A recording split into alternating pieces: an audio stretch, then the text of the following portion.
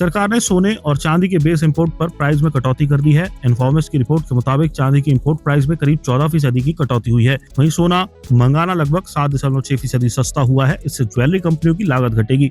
लेकिन सबसे अहम सवाल यह है कि क्या आम ग्राहकों के लिए भी सोना और चांदी सस्ता होगा? आइए इसके जवाब को समझते हैं। बेस इंपोर्ट प्राइस घटने का मतलब क्या है? सरकार जो बेस इंपोर्ट प्राइस तय करती है उसी के आधार पर कस्टम ड्यूटी और टैक्स का हिसाब लगाया जाता है।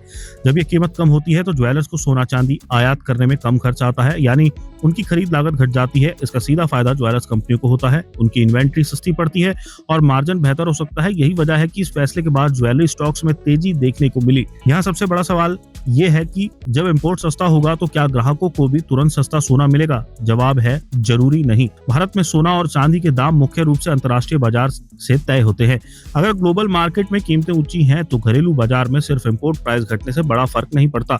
इसके अलावा रुपया भी एक अहम फैक्टर है। अगर डॉलर के मुकाबले रुपया कमजोर है तो इंपोर्ट सस्ता होने का फायदा काफी हद तक खत्म हो जाता है। सोने चांदी की कीमतों पर डिमांड का भी बड़ा असर होता है। शादी ब्याह और त्योहारों के सीजन में मांग बढ़ती है, जिससे कीमतें नीचे आने की बजाय स्थिर या ऊपर भी जा सकती हैं।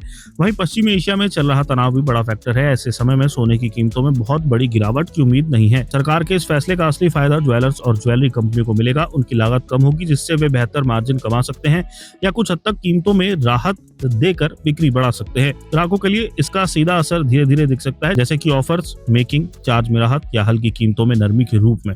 कुल मिलाकर ये फैसला सोना चांदी के दाम तुरंत गिराने वाला नहीं है। हाँ, इससे कीमतों पर दबाव कम हो सकता है और आगे चलकर हल्की राहत मिल सकती है। अगर ग्लोबल कीमतें स्थिर रहती हैं और रुपया मजबूत होता है, तब जाकर इसका पूरा फायदा ग्राहकों तक पहुंच सकता है। फिलहाल इसे सपोर्टिव कदम समझना ज्यादा सही होगा, ना कि कीमत गिराने वाला फैसला।